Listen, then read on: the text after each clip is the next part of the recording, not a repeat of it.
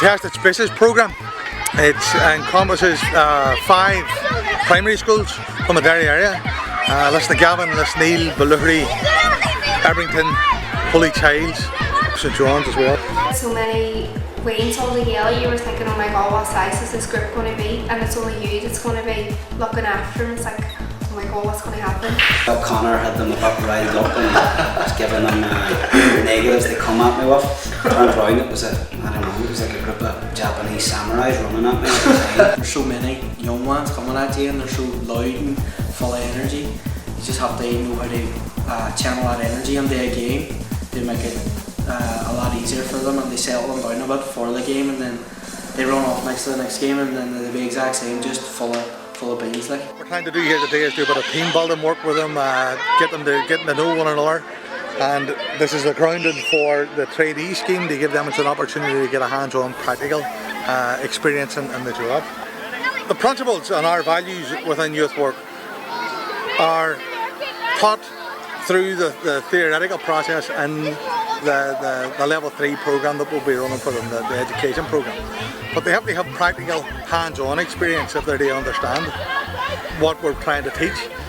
Hopefully what they learn today is how to encourage participation with the young people, how to ensure that young people take part, how to build a bit of resilience into the young people, and how to encourage cooperation and teamwork.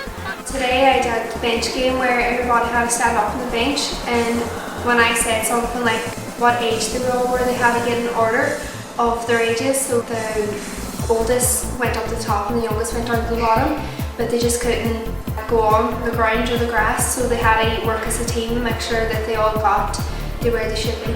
Spider's web. They split them into 2 groups. Now they help each other get through the web without touching. So they have to use their communication, some of them the leadership skills, just to help each other get through.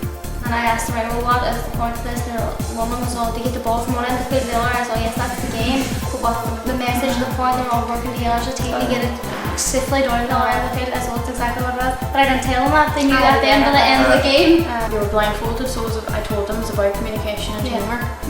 So getting them all involved within different schools as well, and saying like it's about teamwork, you have to talk to each other, and it worked really well. Like I would have thought they were great friends with them.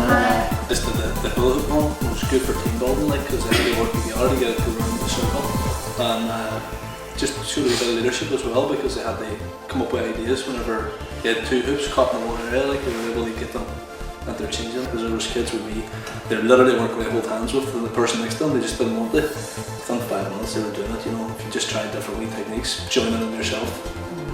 And on the surfboard game, you have to get a full group of people on the 2 boards and pass. We have 3 boards, but you have to stand on the 2 boards, pass the backboard right up the front, make your way up the top of the beat to the top of the line or whatever, and then check one of the boards away. And it's just about getting them all closer and connected and finding a way to get right back down and working as a team.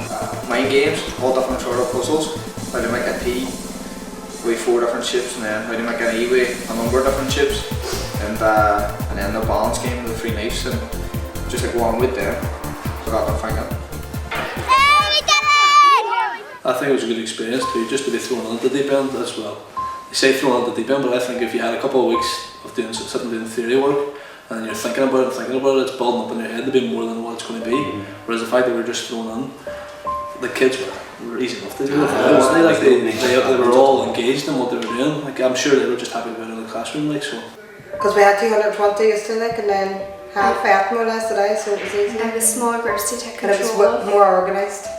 Like with the first group yesterday, I was a bit nervous, but then when it came to the second or third group, they were just flying through it, like, because I just knew exactly how to talk to them and how to get through it. Yeah. It was fun. It was a fun environment to be working in. Feel more confident to work with them. Okay. Good experience, more experience. And I did realise yesterday if I was nervous, some of the kids would be nervous, and today because I wasn't showing them that I was nervous or worried about it, I was just getting out there and pretending I was one of them. So they were reacting the exact same way back at me. Like I was playing tug of war and they're all, you wouldn't even know you were a youth worker here. And I know, I'm just mixing them with a whole lot. It was good fun. We decided to pick the 10 best activities that we thought the children worked well with. So that was sweet. We knew that every activity we had planned the children were going to like. So we planned that brilliantly, but we hadn't thought about what actually happens when they arrive. So it took us a bit of delayed, was a delay. So in 10-15 months now, you get it sorted. Trying to get them into the correct groups and get them on the pitch. No, we did with it pretty well though. Like, We to be dealt fair, with it, because it only took about 5 months to get everything sorted, and there's 140 kids there, 120 kids there was even, sorry, and we did it handy enough, where it's like yesterday that was all done for us. So although we were thrown at the deep end yesterday, there was that many teachers there that they were organising the groups for us, so I did it.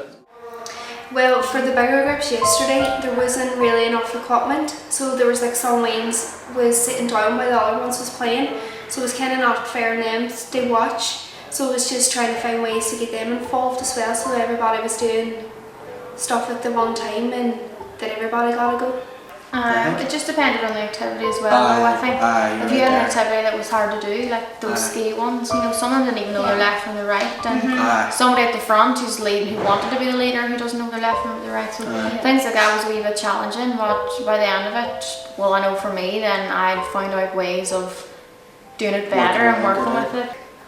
Because last week I didn't really know the stuff, and then we learnt it then throughout our training progress that during team bottom. So we put whatever we learned last week onto today and yesterday. You have to have a plan, know what you're doing, know who you're doing it with, and what leaders are doing what. It's just not about yourself, it's about other activities as well you're doing during the day. How to adapt the activities and how to facilitate the young people doing the activities, because sometimes they get bored or sometimes you need to change them. So it just helped us to know what ways we could do it and what we could throw in to kind of twist it a wee bit, just to make it a bit more exciting for them. Because if you go onto a situation where you have so many lanes, then you're going to be flustered and you're not going to know what to do. So if you have it planned and organised, then you know exactly what you're going to do, and you're going to feel more confident on that way, and that it's going to run more smoothly for you. Not only that, we had the chance to do the tasks out among each other, so we could work out what we could see what worked and what didn't work, what would work for different age groups as well. We had P5s yesterday. Some of them games wouldn't work for the P7s today, and even as a reflection back on today, it worked far smoother and a lot better, I think, than yesterday. Maybe it was because we already had yesterday to practice, and then this is kind of like second day, so you're even better at it. But I think it's because we worked out all the wrinkles, what was bad and what was good, and we used that as the strengths and our advantages. You have a lot bigger role maybe than I would have initially thought in a young person's life after school and things like that. When they come to whatever club or whatever youth scenario you're set on, you do have an actual impact on that young person's life if you plan and do the correct activities with them. The things that we do is going to make a difference in how they act. Like, one of the points was environmental awareness, so it's like their environment that they're going to be in, are they going to be comfortable in it and making them comfortable being in it. Everybody seems so positive today because we just knew from yesterday afternoon what we were going to be doing today, and we just had it all set out. It was so much easier for us, and I suppose the easier it is for us, the more we enjoy it, and then the kids feed off that as well. So, and then like Stevie was saying earlier on about being persistent with the kids that aren't willing to do stuff, sticking at them, and they will come round. Like.